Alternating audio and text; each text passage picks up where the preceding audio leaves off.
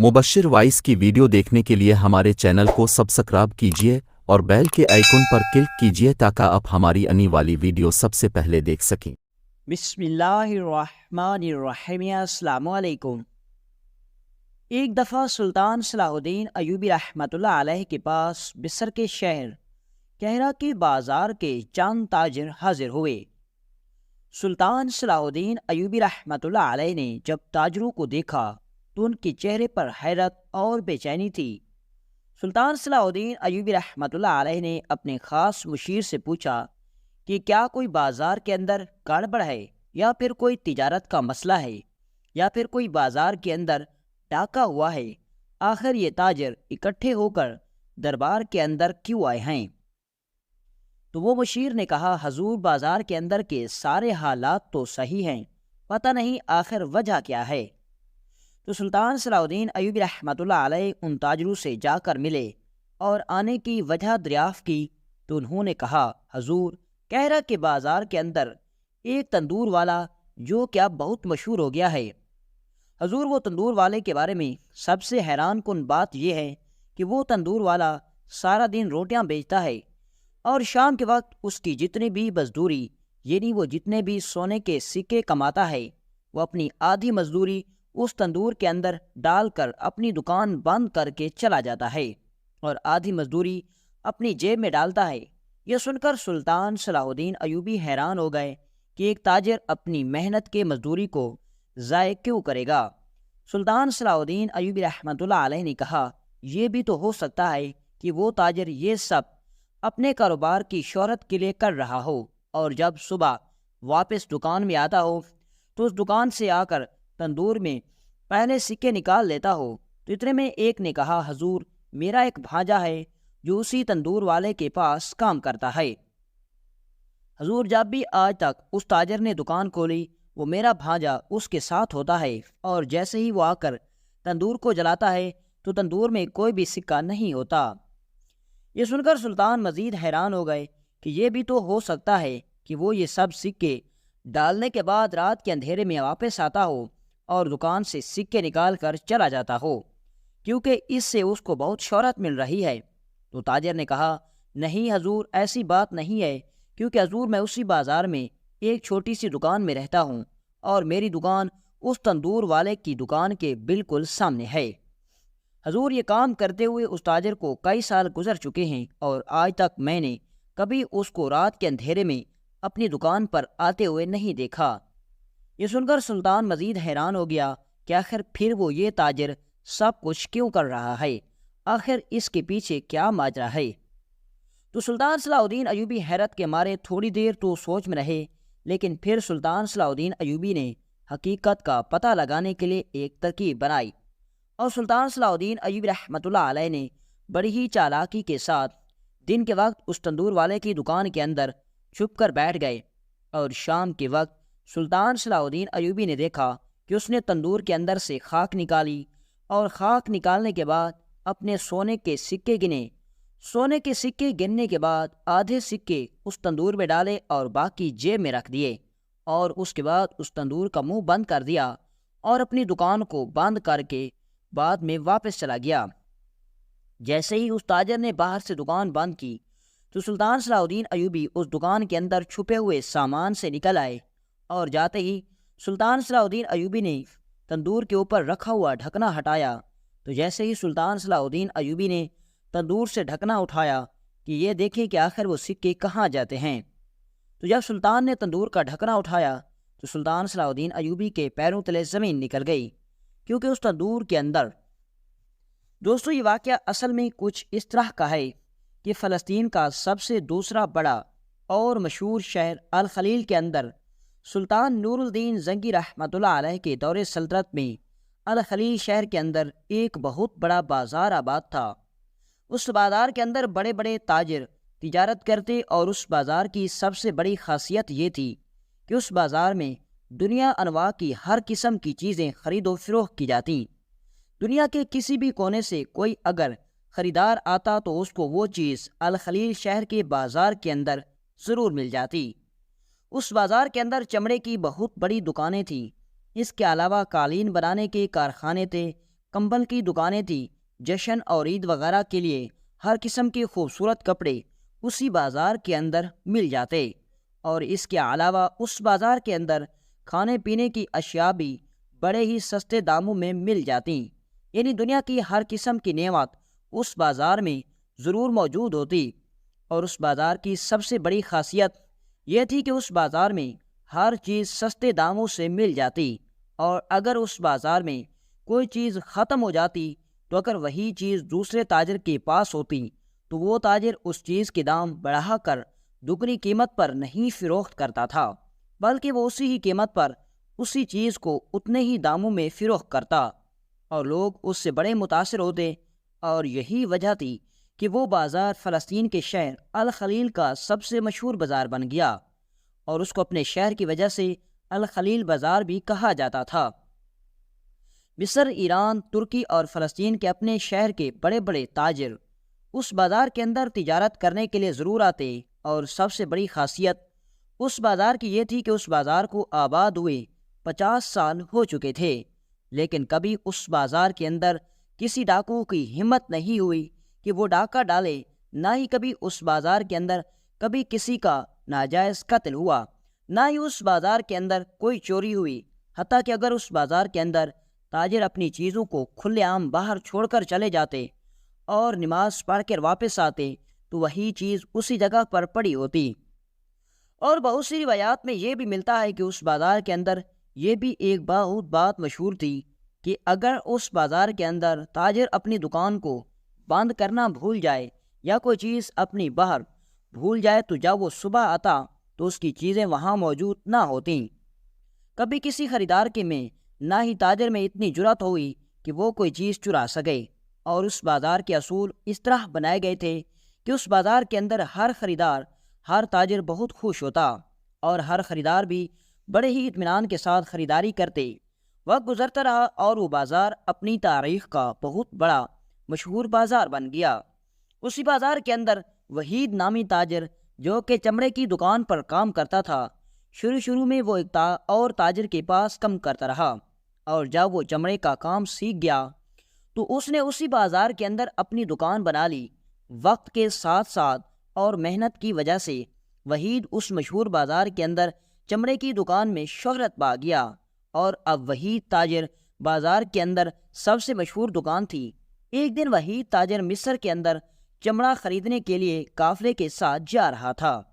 اسی قافلے میں کپڑے کے خریدار، کپڑے کے خریدنے والے تاجر، کھانے پینے، مٹی کے برتن کے تاجر، یعنی ہر قسم کے تاجر موجود ہوتے، اور اسی بازار کے اصولوں کے مطابق ان میں یہ بھی اصول تھا کہ اس بازار کے اکثر تاجر اکٹھے شہر میں خریداری کرنے کے لیے جاتے، اور اس سے ان کو سامان لانے میں بھی آسانی ہوتی اور ان کی چیز بھی باحفاظت بازار تک پہنچ جاتی۔ قافلہ بڑے ہونے کی وجہ سے ڈاکو میں اتنی ہمت نہیں ہوتی تھی کہ وہ راستے میں ان پر کوئی حملہ کر سکیں، اور انہوں نے فلسطینی حکومت کے ساتھ یہ بھی معاہدہ کیا ہوا تھا کہ اگر کبھی بھی بازار پر یا راستے پر موجود تاجروں پر قافلے پر حملہ کیا گیا تو ہونے والے نقصان کی بھرپائی سرکار کرے گی۔ اور یہی وجہ تھی کہ کبھی ڈاکو نے قافلے پر حملہ کرنے کی جرأت نہیں کی، کیونکہ ان کو پتہ ہے کہ اگر اس بازار کے قافلے والے تاجروں پر حملہ کیا گیا تو سرکاری سپاہی ہمیں زمین کے اندر سے بھی نکال کر ہم سے وہ چیزیں چھین لیں گے، لہٰذا وہ اس بازار کے تاجروں پر حملہ کرنے کی سوچ بھی نہیں رکھتے تھے، اور وہ بازار فلسطین کے شہر الخلیل کا بہت بڑا اور مشہور بازار بن گیا۔ اسی دوران ایک قافلہ روانہ ہوا، اور اس قافلے کے اندر وہی وحید نامی تاجر جو کہ چمڑے کا کام کرتا تھا وہ بھی اس قافلے کے ساتھ جا رہا تھا۔ بہت سی روایات میں ملتا ہے کہ اس قافلے میں 100 اونٹ اور باقی دیگر سواری کے لیے گھوڑے موجود تھے، اور بعض سی روایات میں ملتا ہے کہ اس قافلے میں اونٹ نہیں تھے بلکہ تانگے تھے تاکہ سامان آسانی سے اور جلدی میں لایا جا سکے۔ قافلہ اپنی منزل کی طرف رواں دواں تھا۔ ابھی قافلہ مصر کی مغربی پہاڑیوں کے قریب ہی پہنچا تھا کہ اتنے میں وحید تاجر کی نظر جنگل کے راستے میں پڑی۔ اس نے دیکھا کہ ایک بچہ زخمی حالت میں پڑا ہوا تھا، اور وہ فوراً اپنے گھوڑے سے دوڑ کر اس بچے کے پاس پہنچا۔ اس نے دیکھا کہ بچے پر کسی جانور نے حملہ کیا، اور جب قافلے کی آمد ہوئی تو گھوڑوں کے پیروں کے دبدبے کی وجہ سے وہ جانور خطرہ محسوس کر کے وہاں سے بھاگ گیا اور اسی طرح بچے کی جان بچ گئی۔ تاجر نے اس بچے کو اٹھایا۔ قافلے میں موجود ایک طبیب موجود تھا، فوراً اس کو بلایا گیا۔ سارے کا سارا قافلہ اس بچے کے لیے رک گیا۔ طبیب نے بچے کے زخموں کا علاج کیا اور اس کے بعد اس نے بچے کے چہرے پر پانی کے چھینٹے مارے، جس سے بچہ ہوش میں آ گیا۔ ہوش میں آنے کے بعد وہ بچہ فوراً خوف میں مبتلا ہو گیا۔ تو اس تاجر نے اسے ہمت دلائی اور کہا کہ تمہیں اب خطرہ نہیں ہے، تم محفوظ ہو، لیکن بتاؤ تم یہاں کیسے پہنچے؟ تمہارا نام کیا ہے؟ تم کس کے بیٹے ہو؟ تو وہ بچہ تھوڑی دیر ہوش میں آنے کے بعد اس نے کہا، میرا نام یعقوب ہے، لیکن میں اپنے ماں باپ کے بارے میں نہیں بتا سکتا، اور میں کہاں رہتا ہوں میں اس بارے میں بھی نہیں بتا سکتا۔ یہ سن کر تاجر حیران و پریشان ہو گیا کہ آخر بچہ اپنا نام تو بتا رہا ہے، لیکن یہ اپنے ماں باپ کے بارے میں کیوں نہیں بتا رہا؟ تو تاجر نے کہا، بیٹا تم اپنے ماں باپ کے بارے میں بتاؤ تاکہ تمہیں اپنے ماں باپ کے پاس بھیجا جا سکے۔ تو اس نے کہا کہ میں اس لیے تو ہوں اپنے گھر سے بھاگا ہوں تاکہ میں اپنے ماں باپ کے پاس نہ جاؤں، اور تم مجھے واپس اپنے ماں باپ کے پاس کیوں بھیجنا چاہتے ہو؟ تو تاجر نے کہا، چلو صحیح ہے، تم اپنے گھر واپس نہیں جانا چاہتے تو بتاؤ کیا تم ہمارے ساتھ چلنا چاہو گے؟ تو یعقوب نامی بچے نے کہا، جی ہاں تاجر صاحب، میں جانا چاہتا ہوں، لیکن میری کچھ شرطیں ہیں۔ تاجر نے کہا، بتاؤ تمہاری کیا شرطیں؟ اس بچے کی باتیں اس تاجر کو حیران و پریشان کر رہی تھی، کیونکہ وہ 10 سالہ بچہ بڑی ہی دلیری اور ہمت سے باتیں کر رہا تھا، اور اتنے بڑے حادثے کے بعد بھی وہ اسی طرح اعتماد میں تھا کہ جیسے اس پر کوئی برا وقت گزرا ہی نہیں، جیسے اس پر کوئی کسی جانور نے حملہ کیا ہی نہیں۔ تاجر نے کہا، بتاؤ تمہاری کون سی شرط ہے؟ تو یعقوب نے کہا کہ میری پہلی شرط یہ ہے کہ تم مجھ سے میرے ماں باپ کے بارے میں نہیں پوچھو گے۔ دوسری شرط یہ ہے کہ تم مجھے دوبارہ اپنے گھر میں واپس نہیں بھیجو گے۔ یہ سن کر یعقوب سردار نے کہا، بیٹا کیا تم میرے ساتھ رہنا پسند کرو گے؟ تو اس نے کہا، جی ہاں میں آپ کے ساتھ رہنا پسند کروں گا۔ یعقوب تاجر نے اس کو اپنے ساتھ لیا اور قافلہ اپنی منزل کی طرف رواں دواں ہو گیا۔ سارے راستے یعقوب سوچ رہا کہ آخر یہ بچہ کون ہے، کہاں رہتا ہے؟ اگر اس کے ماں باپ کے بارے میں پتہ چل جاتا تو اس کو واپس بھیج دیتے۔ اس کے ماں باپ بڑے پریشان ہوتے، لیکن پھر دوسری طرف یعقوب سوچنے لگا کہ اگر اس کے ماں باپ اس کے بارے میں اتنے فکر مند ہوتے تو یہ بچہ ضرور واپس گھر جانے کی خواہش کرتا۔ لگتا ہے کہ اس کے ماں باپ سے کوئی ایسی غلطی ہوئی جس کی وجہ سے واپس نہیں جانا چاہتا۔ بہرحال قافلہ قاہرہ کے بازار میں پہنچا۔ ہر تاجر نے اپنے اپنے سامان کی خریداری کی اور جو ان کے پاس موجود سامان تھا اس کو فروخت کیا، اور اس کے بعد تمام تاجروں نے اپنے اپنے سامان اپنی اپنی سواریاں پر لادنا شروع کر دیے۔ لیکن وہ تاجر ابھی تک چمڑا خریدنے میں مصروف تھا، کیونکہ اس کو سمجھ میں نہیں آ رہا تھا کہ میں کون سا چمڑا خریدوں۔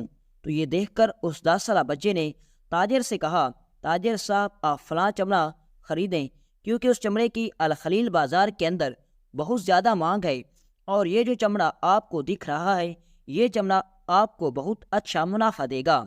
یہ دیکھ کر وہ تاجر بڑا حیران ہو گیا کہ یہ کیا کہہ رہا ہے، ایک 10 سالہ بچہ ہو کر اتنی بڑی بات کر رہا ہے۔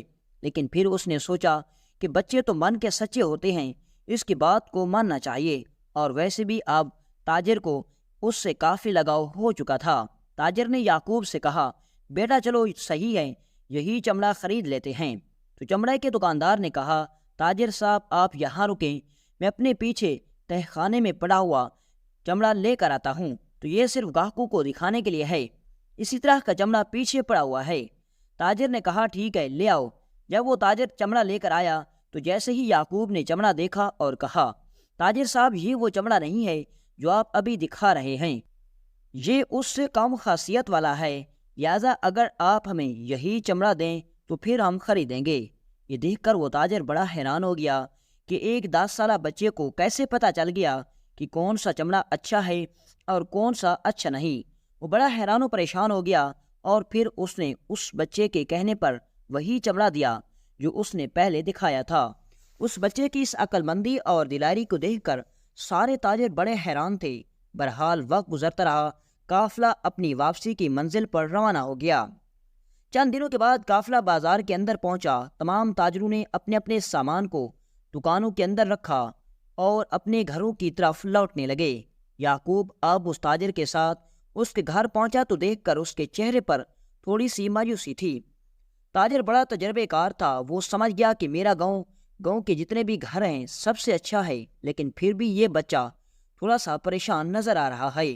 لگتا ہے یہ کسی بڑے گھرانے سے تعلق رکھتا ہے اور اس لیے ایک چھوٹے سے گھر کو دیکھ کر اس سے پریشانی ہو رہی ہے۔ لیکن وہ نہیں جانتا تھا کہ یہ آخر کس کا بیٹا ہے، اور بچے کی شرط کے مطابق وہ اس سے بار بار پوچھ بھی نہیں سکتا تھا۔ بہرحال وقت گزرتا رہا اور یعقوب اس وحید نامی چمڑے والے تاجر کے ساتھ رہنے لگا۔ ایک دن تاجر اپنی دکان کھولنے کے لیے بازار میں جانے لگا تو یعقوب نے کہا، بابا جان میں آپ کے ساتھ بازار میں چلنا چاہتا ہوں۔ تو اس نے کہا، بیٹا آپ کیا جا کر کرو گے، آپ تھک جاؤ گے۔ تو یعقوب نے کہا، بابا جان میں آپ کے بازار میں آ کر آپ کی دکان پر کام کرنا چاہتا ہوں۔ وہی تاجر نے کہا، بیٹا میرے پاس کام کرنے کے لیے بہت سے مزدور ہیں، تمہیں کام کرنے کی ضرورت نہیں، تم گھر میں آرام کرو۔ تو اس نے کہا، بابا جان میں آپ کے پاس مفت میں کام نہیں کروں گا، بلکہ میں آپ کے پاس کام کرنے کی اجرت لوں گا۔ یہ دیکھ کر وہ تاجر بڑا حیران ہوا اور کہا، بیٹا تمہیں کس چیز کی کمی نہیں، تم کہو تو میں تمہیں ویسے ہی بھی سکے دے دیتا ہوں، لیکن تمہیں مزدوری کرنے کی کیا ضرورت، اور ویسے بھی تمہیں دیکھ کر لگ رہا ہے کہ تم کسی امیر گھرانے سے تعلق رکھتے تھے، لہذا تم سے کام نہیں ہوگا۔ تو اس بچے نے کہا، بابا جان اگر آپ مجھے اپنا بیٹا سمجھتے ہیں تو میری بات ماننی ہوگی۔ تو تاجر مجبور ہو گیا اور یعقوب کو ساتھ لے کر بازار کے اندر پہنچ گیا۔ دکان کھولتے ہی اس بچے نے کام کرنا شروع کر دیا، اور جب شام کا وقت ہوا تو اس تاجر نے مزدوروں کی نسبت اس کو دگنی مزدوری دی۔ تو اس نے کہا، نہیں، جو باقی مزدوروں کو آپ نے مزدوری دی وہی مجھے دیں، آپ مجھے ایک مزدور سمجھ کر مزدوری دیں، نہ کہ بیٹا سمجھ کر۔ اور باقی کے سکے اس نے وہی تاجر کو واپس کر دیے۔ جب یعقوب اپنے باپ کے ساتھ یعنی اس تاجر کے ساتھ گھر لوٹا تو یعقوب سے اس کے باپ نے کہا، بیٹا تم آخر ان سکوں کا کیا کرو گے؟ تو اس نے کہا، بابا جان میرا ایک بہت بڑا خواب ہے جس کی وجہ سے میں اپنا گھر چھوڑ دیا اور اسے خواب کو پورا کرنے کے لیے یہ سب کچھ کر رہا ہوں۔ یہ سن کر وہ تاجر حیران ہو گیا اور کہا، بیٹا ایک 10 سالہ بچے کا کیا خواب ہو سکتا ہے؟ تاجر نے سوچا کہ شاید کسی قیمتی کھلونے کی خواہش ہوگی یا پھر کوئی اور کام کرنا چاہتا ہوگا۔ تو یعقوب نے کہا، بابا جان میرا خواب اتنا چھوٹا نہیں کہ آپ پورا کر سکو۔ یہ سن کر وہ تاجر مزید حیران ہو گیا، کیونکہ وہ بچہ جس کا نام یعقوب تھا وہ ہر لمحہ اس تاجر کو ایک نیا دھچکا دے رہا تھا۔ اس کی ہر بات تاجر کے سر سے اوپر گزر رہی تھی۔ بہرحال وقت گزرتا رہا اور جب وہ تاجر کے پاس کام کر کے شام کو لوٹتا تو اپنی آدھی مزدوری اپنے باپ کو دے دیتا اور کہتا، جو تم مجھ پر خرچ کرتے ہو یہ اس کی ہے، اور آدھی مزدوری ایک صندوق میں ڈال دیتا۔ وہ تاجر یعقوب کو کہتا کہ تمہیں اپنی مزدوری مجھے دینے کی ضرورت نہیں، تم اس کو اپنے پاس رکھو، لیکن مجھے یہ تو بتاؤ کہ آخر تم یہ سب کچھ کیوں کر رہے ہو؟ بتاؤ تمہارا خواب کیا ہے؟ میں تمہارے خواب کو پورا کرنے کی پوری کوشش کروں گا۔ تو اس نے کہا، نہیں بابا جان آپ میرا خواب پورا نہیں کر سکتے، اس خواب کو پورا کرنے کے لیے میری زندگی لگے گی۔ یہ سن کر وہ تاجر حیران ہوتا۔ بہرحال وقت گزرتا رہا اور وقت گزرتے گزرتے 10 سال گزر گئے۔ اب وہ یعقوب نامی بچہ نوجوان ہو چکا تھا۔ جب وہ 20 سال کا ہوا تو ایک دن وحید نامی تاجر سے برداشت نہ ہوا اور اس نے یعقوب کو اپنے پاس بلایا اور کہا کہ تمہیں اپنے راز کو چھپائے ہوئے 10 سال گزر چکے ہیں، لیکن تم نے آج تک مجھے یہ نہیں بتایا کہ آخر تیرا خواب کیا ہے۔ آخر تم 10 سالوں سے ہر آئے دن مزدوری کر کے آدھی مجھے دے دیتے ہو اور آدھی صندوق میں ڈال رہے ہو، لیکن بتاؤ تو صحیح آخر تیرا خواب کیا ہے؟ تو اس نے کہا، میں اپنے خواب کے بارے میں کبھی نہیں بتا سکتا۔ تاجر نے کہا کہ اگر تم مجھے اپنا باپ نہیں سمجھتے تو تم مجھے اپنے خواب کے بارے میں نہیں بتا سکتے، تو پھر میرے پاس تمہارے رہنے کا کیا فائدہ؟ یہ کہہ کر وہ تاجر بازار کی طرف چلا گیا، لیکن وہ نہیں جانتا تھا کہ اس کی اس بات کا اثر یعقوب پر اتنا ہوگا کہ وہ گھر کو چھوڑ کر چلا جائے گا۔ شام کو جب چمڑے کا تاجر گھر واپس لوٹا تو اس کی بیوی رو رہی تھی۔ اس نے کہا کہ میں کسی کام کی وجہ سے گاؤں کے اندر گئی تو واپس آئی تو یعقوب کا اپنا صندوق، جس کے اندر وہ 10 سالوں سے سونا جمع کر رہا تھا، وہ بھی نہیں ہے، اور یعقوب خود بھی نہیں ہے، اس کا سامان بھی نہیں ہے۔ یہ سن کر وہ تاجر خوف میں مبتلا ہو گیا اور اس نے پورے گاؤں کے اندر یعقوب کو تلاش کرنے کی کوشش کی، لیکن یعقوب نہیں ملا۔ وہ گاؤں کے قاضی کے پاس گیا۔ قاضی صاحب کے سپاہی بھی اس کو تلاش کرتے رہے، لیکن قاضی صاحب نے کہا کہ جو ثبوت ملے ہیں ان سے صاف ظاہر ہے کہ یعقوب گھر چھوڑ کر چلا گیا ہے، لہذا اب اس کو تلاش کرنا مشکل ہے۔ وقت گزرتا رہا اور کئی سالوں تک وہ چمڑے والا تاجر یعقوب کا انتظار کرتا رہا، لیکن یعقوب کہیں نظر نہ آیا۔ وقت گزرتے گزرتے اب مصر پر سلطان صلاح الدین ایوبی رحمۃ اللہ علیہ کی حکومت تھی۔ کیرا کے اندر بازار قائم ہو گیا تھا اور اس بازار کے اندر بھی بہت خریداری ہوتی، اور اس بازار کے اندر ایک تندور والا تھا جس کو اس بازار کے اندر کام کرتے ہوئے چند سال گزرے، لیکن اس تندور والے کی روٹیاں پورے کیرا کے بازار کے اندر مشہور ہو گئیں۔ اب بڑے بڑے لوگوں کی دعوت کے لیے اسی تندور والے کے پاس روٹیاں منگوائی جاتی۔ اس کی روٹیاں باقی تندور والوں سے زیادہ حجم میں ہوتی، لیکن وہ باقی تندور والوں کی نسبت کم سکے لیتا تھا، اور وقت گزرنے کے ساتھ ساتھ اس کے بارے میں سب سے حیرت زدہ بات یہ پتہ چلی کہ وہ تندور والا شام کے وقت اس کی جتنی بھی مزدوری بنتی ہے وہ آدھی مزدوری گن کر اس جلتے تندور میں ڈال دیتا ہے اور آدھی مزدوری کو اپنے تھیلے میں ڈال کر گھر چلا جاتا ہے۔ یہ دیکھ کر وہ تاجر بڑے حیران ہوتے کہ آخر یہ تندور والا آخر ایسا کیوں کرتا ہے، اپنی محنت کی مزدوری کو کون ایسے ضائع کرتا ہے؟ اور کئی بار تاجروں نے اس سے اس بارے میں پوچھا، لیکن اس نے ہمیشہ اس کا جواب دینے سے منع کر دیا۔ لوگوں کو بڑا تجسس ہوتا، لیکن کبھی کسی کو اس نے اس بارے میں نہیں بتایا۔ جب بازار کے لوگوں نے دیکھا کہ یہ اسی طرح نہیں بتائے گا تو ہمیں کسی اور طریقے سے اس راز کے بارے میں پردہ فاش کرنا ہوگا۔ کچھ لوگوں کے دلوں میں شک ہو گیا کہ کہیں ایسا نہ ہو کہ یہ جو آدھے دن کی مزدوری تندور میں ڈال دے کر ہو رہا ہے، ہو سکتا ہے اس کا برا اثر کہیں بازار کے اندر ہمارے کاروباروں پر نہ پڑے۔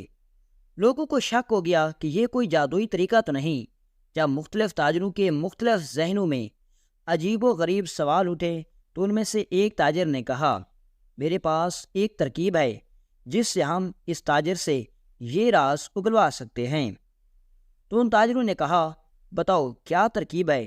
تو اس نے کہا کہ جب یہ تاجر رات کے وقت تندور کے اندر سکے ڈال کر چلے جائے تو ہم پیچھے سے اس کی دکان کو توڑ کر اس تندور کو توڑ دیں گے، اور تندور توڑنے کے بعد پتہ چل جائے گا کہ آخر ماجرا کیا ہے۔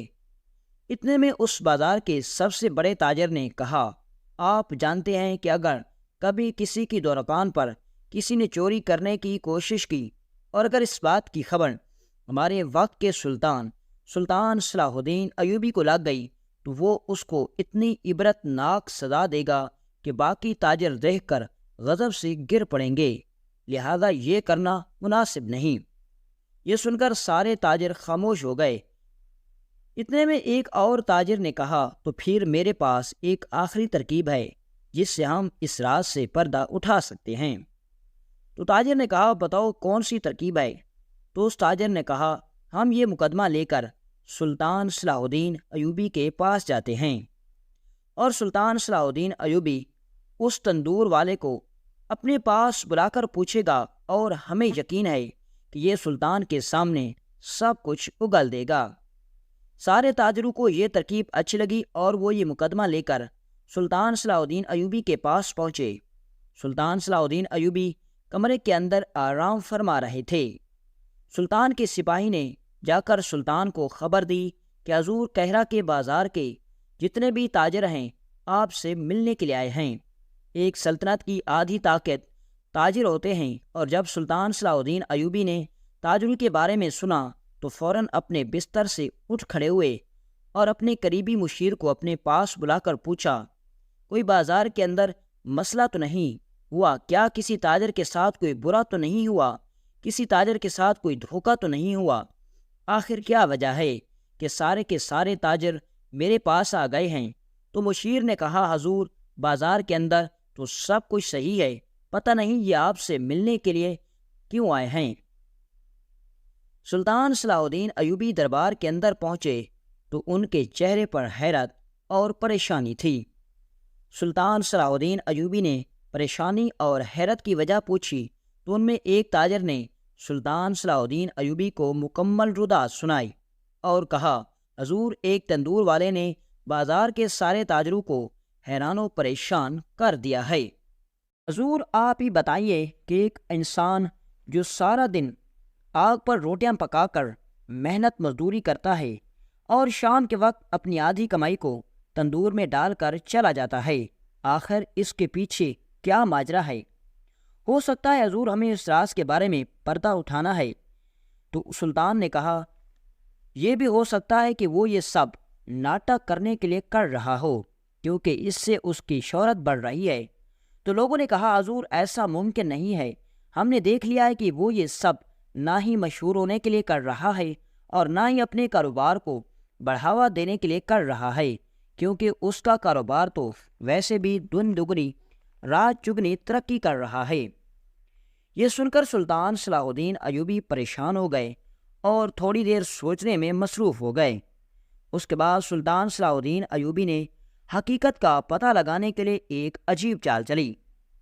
سلطان صلاح الدین ایوبی رحمۃ اللہ علیہ نے تاجروں کو کہا، ہمیں صرف اس حقیقت کا پتہ اس تاجر کے تندور کو توڑنے کے بعد ہی چلے گا۔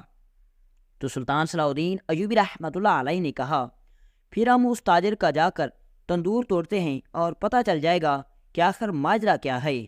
تو تاجروں نے کہا، حضور ہم نے کئی دفعہ تندور والے کو کہا ہم تیرا تندور توڑ کر راز فاش کر لیں گے، تو اس نے کہا، اگر میرے تندور کو کسی نے ہاتھ بھی لگایا تو میں اپنی جان دے دوں گا، اور حضور اگر ہم نے کچھ ایسا کیا تو وہ تاجر اپنی جان دے دے گا اور اس سے باقی تاجروں کے اندر آپ کے لیے نفرت پھیلے گی۔ تو یہ سن کر سلطان صلاح الدین ایوبی مزید پریشان ہو گئے، اور پھر تھوڑی دیر سوچنے کے بعد سلطان صلاح الدین ایوبی نے حقیقت کا پتہ لگانے کے لیے ایک ترکیب بنائی۔ سلطان صلاح الدین ایوبی رحمۃ اللہ علیہ نے تاجروں کو کہا کہ میں دن کے وقت کسی بھی طریقے سے اس تاجر کی دکان میں داخل ہو جاؤں گا، اور جیسے ہی شام کے وقت وہ اپنی دکان کو بند کرے گا تو بند کرنے سے پہلے وہ اس تندور کے اندر سکے ڈالے گا، اور سکے ڈالنے کے بعد وہ جیسے ہی دکان بند کرے گا تو میں اس چھپے ہوئے سامان کے اندر سے نکل کر فوراً اس تندور کے اندر دیکھوں گا کہ آخر وہ سکے کہاں غائب ہو جاتے ہیں۔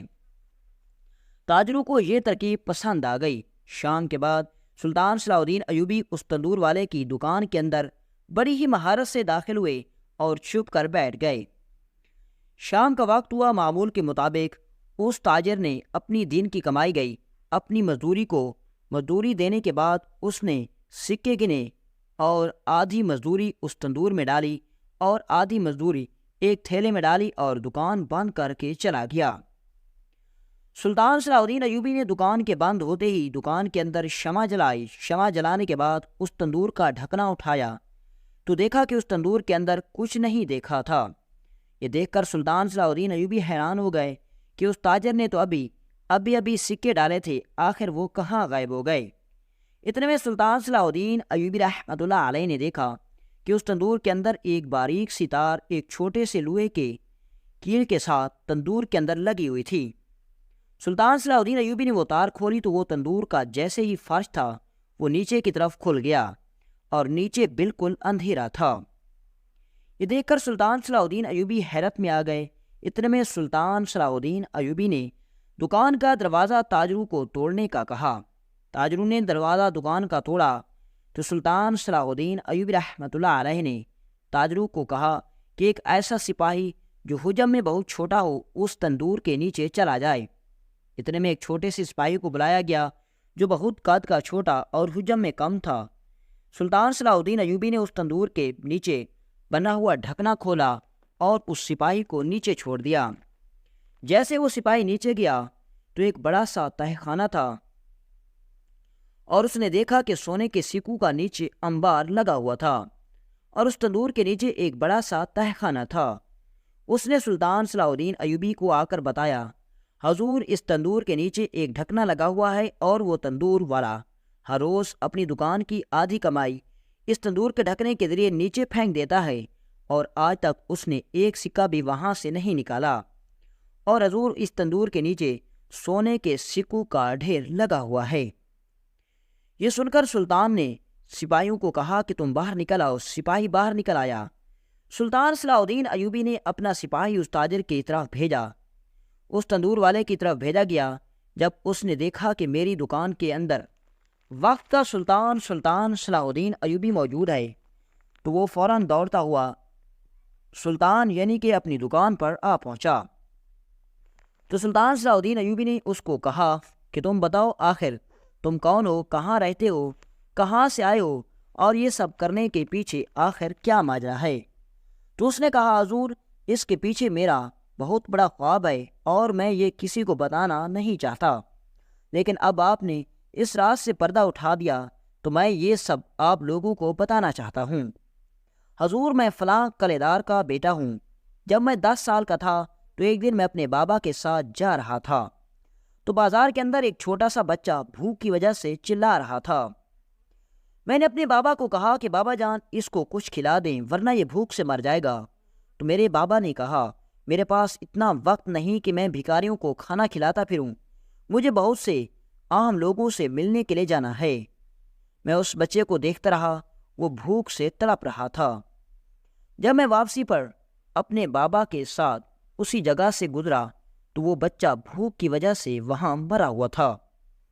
جب میں نے اس کے ماں باپ کو روتے ہوئے دیکھا تو میں نے اس دن سے ٹھان لیا کہ جس طرح اس بچے سے ماں باپ بچھڑ کر جس درد سے تڑپ رہے ہیں، اسی طرح میں اپنے ماں باپ سے جدا ہو کر ان کو بھی اسی درد میں تڑپانا چاہتا ہوں، کیونکہ میں جانتا تھا کہ میرا بابا ایک قلعے کا حاکم ہے۔ قلعے کے اندر ہزاروں سونے کے سکے صندوقوں سے بھرے پڑے ہوئے ہیں، اور اگر میرا بابا چاہتا تو وہ اس بچے کی مدد کر سکتا تھا، لیکن اس نے ایسا نہیں کیا، اور مجھے زندگی میں پہلی مرتبہ کسی کو دیکھ کر بہت درد ہوا، اور وہ درد مجھ سے برداشت نہ ہوا۔ تو پھر سلطان صلاح الدین ایوبی نے کہا کہ پھر آگے تمہارا یہ سب کچھ کرنے کا مقصد کیا تھا؟ تو اس نے کہا، حضور میں جانتا تھا کہ اس وقت میرے پاس کچھ نہیں۔ میں نے اس دن سے ٹھان لیا کہ میں بڑا ہو کر اتنی دولت جمع کروں گا کہ میں مصر کے اندر بہت بڑا لنگر خانہ کھلواؤں گا، اور وہ لنگر خانہ اتنا بڑا ہوگا کہ اس کے اندر مصر کا کوئی بھی غریب بھوکا نہیں رہے گا۔ اور حضور اس خواب کو پورا کرنے کے لیے میں نے اپنی زندگی کے 40 سال لگا دیے، اور حضور اس سے پہلے میں الخلیل بازار کے اندر 20 سال تک ایک چمڑے کے تاجر کے پاس اپنی محنت کی کمائی جمع کرتا رہا۔ 20 سال بعد جب اس چمڑے کے تاجر نے مجھے مجبور ہو کر دیا کہ مجھے آپ اپنے خواب کے بارے میں بتاؤ، تو میں اس کا گھر چھوڑ کر نکل آیا، اور اس کے بعد میں نے آ کر کہرا کے بازار میں اپنے تندور کی دکان کھولی، اور میں اسی طرح اگر 5 سال مزید سونے کے سکے جمع کرتا رہا تو میرا یہ خواب پورا ہو جاتا، اور میں مصر کے اندر بہت بڑا لنگر خانہ کھولنے میں کامیاب ہو جاتا۔ اور حضور آج تک پچھلے 40 سالوں میں نے کئی ایسے غریبوں کا پیٹ بھرا جو بھوک کی وجہ سے مرنے والے تھے، اور مجھے یقین تھا کہ میرا خواب پورا ہو جائے گا، اور 5 سال کے بعد مصر کے اندر بہت بڑا لنگر خانہ کھولتا۔ تو یہ دیکھ کر سلطان صلاح الدین ایوبی حیران ہو گئے کہ ایک قلعےدار کا بیٹا، ایک حاکم کا بیٹا ہو کر جس نے ساری زندگی غربت میں گزاری اور محنت مزدوری کر کے غریبوں کے بارے میں سوچ رہا تھا۔ یہ سن کر سلطان صلاح الدین ایوبی بہت حیرت میں پڑ گئے، اور پھر سلطان صلاح الدین ایوبی نے کہا، بے شک تیری محنت ضائع نہیں جائے گی۔ یہ سونے کے سکے اور باقی سرکاری خزانے سے سکے اٹھا کر مصر کے اندر بہت بڑا لنگر خانہ بنا دیا جائے گا، جس کو یعقوب لنگر خانے کے نام سے مشہور کیا جائے گا۔ اور اسی طرح سلطان صلاح الدین ایوبی رحمۃ اللہ علیہ نے اس تندور والے کے ساتھ مل کر مصر کے اندر بہت بڑا لنگر خانہ کھلا جو کہ سلطان صلاح الدین ایوبی اور اس یعقوب سردار کی وفات کے کئی سالوں تک آباد رہا، اور اسی طرح اس نوجوان کا خواب پورا ہو گیا، لیکن اس خواب کو پورا کرنے کے لیے اس نے اپنے محل کو چھوڑا اور ساری زندگی غربت میں گزار دی۔ اور اسی طرح بازار والوں کو پتہ چل گیا کہ آخر اپنی آدھے دن کی کمائی اس جلتے ہوئے تندور میں ڈالنے کے پیچھے سارا منظر کیا تھا۔